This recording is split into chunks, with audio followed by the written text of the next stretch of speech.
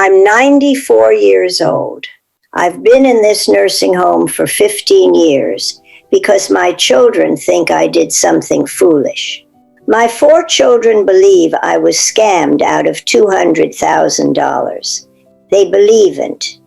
I spent it saving someone in this family. And the person I saved is the reason I'm sitting in this room. I married my husband Robert in 1956. I was 22. He was 25. We had nothing. A rented apartment above a dry cleaning shop in Cincinnati. 1 window. A radiator that only worked when it felt like it. But we were happy. We were so happy. I worked at the textile factory for 40 years. Floor supervisor, hard work. The kind of work that takes a little piece of you every year. But it paid well enough. And Robert and I had a deal. Same deal we made the week we got married. Every paycheck we save something.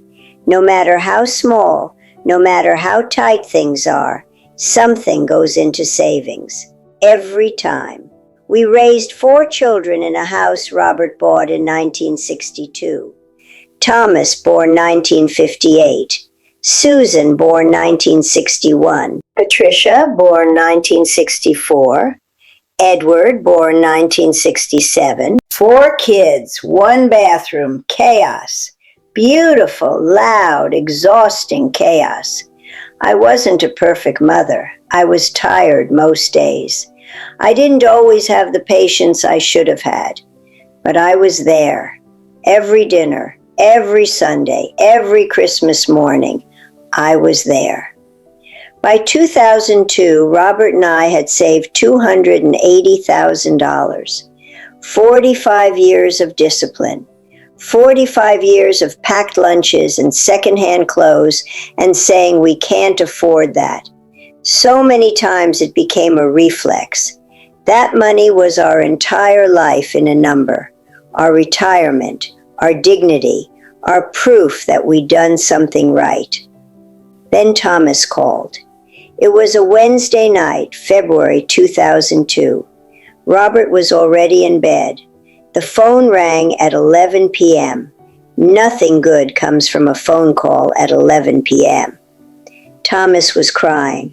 I'd never heard my oldest son cry, not since he was a boy. He said, "Mom, I need your help. Kevin's in trouble." Kevin, my grandson, Thomas's boy, 23 years old, smart kid, funny kid, the one who used to sit on my lap and ask me to teach him how to bake, the one who called me Grandma Ruthie because plain grandma never felt right to him. Kevin had been arrested. Drug distribution, not using, selling. He'd gotten mixed up with people he shouldn't have, owed money to people you don't owe money to, and started selling to pay them off. One thing led to another, and now he was facing 10 years in federal prison. 10 years. Kevin would be 33 when he got out. His life would be over before it started. Thomas was desperate. He said Kevin needed a real lawyer, not a public defender, a criminal defense attorney who knew how to negotiate federal charges. He'd found one, best in the region, but the retainer alone was $70,000. The full case would cost $180,000, maybe more. Thomas didn't have it. He just lost his job. His wife Sandra didn't know about Kevin's arrest. Thomas had told her Kevin was staying with friends. He was trying to contain it, keep it quiet, handle it before anyone found out. He said, "Mom, I need $200,000. I know it's everything. I know what I'm asking. But it's Kevin. It's your grandson. They'll destroy him in there." I sat in my kitchen and I looked at the phone and I thought about 45 years of saving, 45 years of sacrifice, every paycheck, every holiday we didn't take, everything we went without.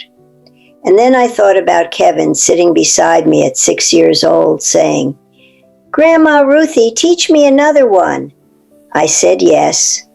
Robert knew. I told him that night. He cried. Not because of the money, because of Kevin. He said, "You save that boy, Ruth. The money doesn't matter. You save our grandson." So I did. I wrote the checks. I hired the lawyer. Over the next 12 months, I spent $196,000. The lawyer was worth every penny. He got Kevin's charges reduced.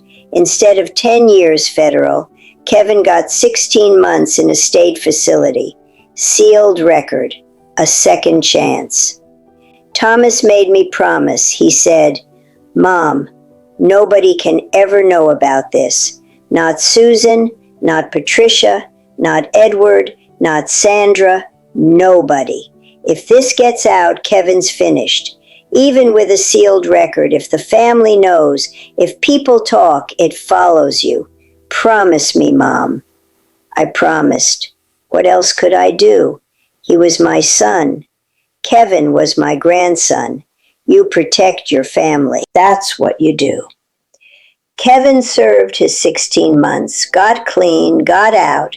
He's 40 now, married, 3 kids of his own, works as a contractor, good man, honest man, the kind of man you'd be proud of. Nobody knows what he was. Nobody knows what I paid to give him that chance. That's how it should be. But here's where everything fell apart. Robert died in 2006. Stroke. He was sitting in his chair reading the newspaper on a Sunday morning, and he just slipped away. Gone before the ambulance arrived. No warning, no goodbye. 50 years of marriage ended on a Sunday morning between the sports page and the crossword. After the funeral, my children started looking at the finances. That's what families do when a parent dies. They assess, they plan, they look at numbers, and the numbers didn't add up. $280,000 should have been in savings. They found $74,000. Where was the rest? Thomas knew. He was sitting right there at the kitchen table when Susan asked the question. He was sitting right there when Patricia said, "Mom, where's the money?" He was sitting right there when Edward started pacing, and Susan said, "Something must be wrong." Thomas said nothing. He looked at me. I looked at him, and I watched my oldest son make a choice. He chose himself. He chose silence. He chose to let his mother take the blame rather than admit what happened to his son. I said the money was spent on personal things. I didn't elaborate. I couldn't. I'd made a promise.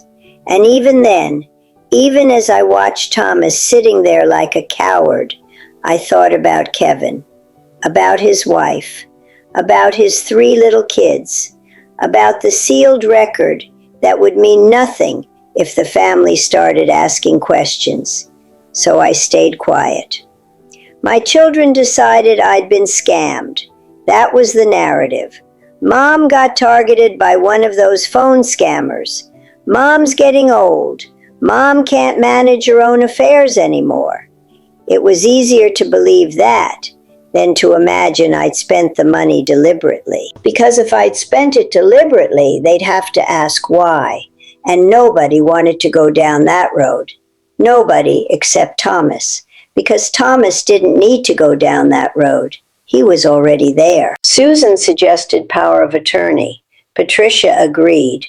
Edward was worried about me living alone, especially after a small fall I'd had in 2005 that affected my right hip. And he was right about that part. I did need help. My mobility wasn't what it used to be. I couldn't manage the house alone, but the help I got wasn't what I needed. It was what was convenient. Patricia said I could stay with her. I did for about 4 months. but her husband Gerald made it clear I was a burden. He'd sigh when I needed help getting up the stairs. He'd make comments about privacy. He'd leave the room when I entered. One night I heard him tell Patricia, "It's me or your mother. I can't do this anymore." I left the next morning, told Patricia I'd found somewhere better, didn't want to be the reason her marriage fell apart. Susan was going through her own divorce. She could barely take care of herself. Edward lived in Colorado. He had 2 kids in a small apartment. There was no room, not really, not for a 78-year-old woman with a bad hip and no savings. And Thomas, the one with a big house, the one with a spare bedroom, the one who owed me $196,000 and his son's freedom. Thomas said, "I think Mom needs professional care, somewhere with nurses, somewhere equipped." Professional care, that's what he called it. I call it what it is. He put me away.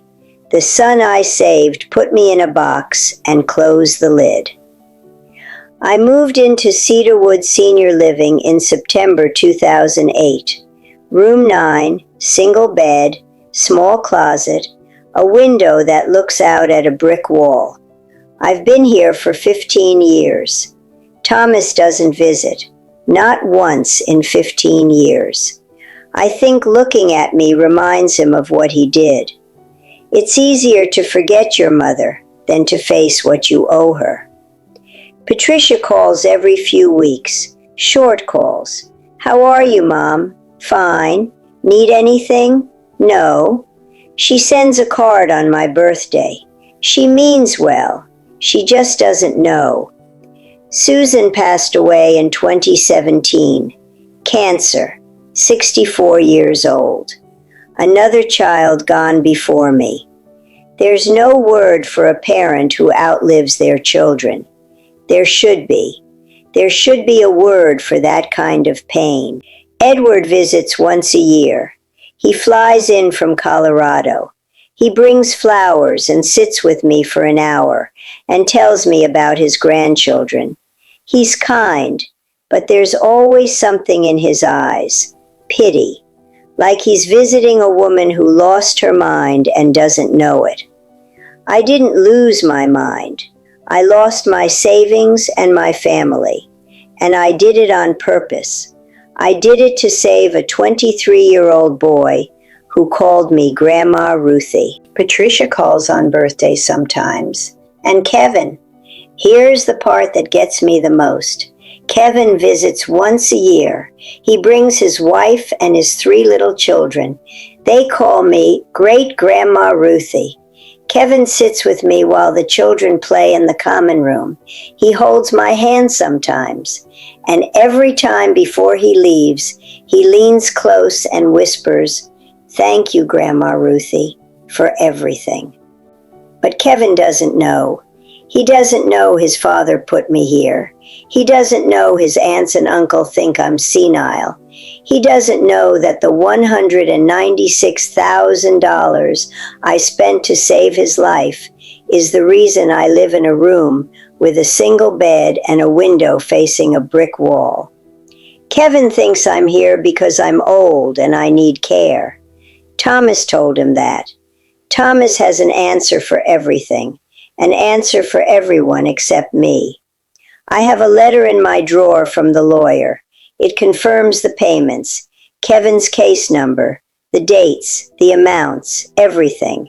I could show it to Patricia. I could mail it to Edward. I could clear my name in 5 minutes. But that letter has Kevin's name on it. And if I show it, Kevin's sealed record means nothing. His wife finds out. His employer finds out. His children grow up knowing their father was a drug dealer at 23. Everything I paid for, everything I sacrificed, it all unravels. So the letter stays in the drawer, and I stay in room 9. I've been alive for 34,310 days. I've spent 5,475 of them in this room.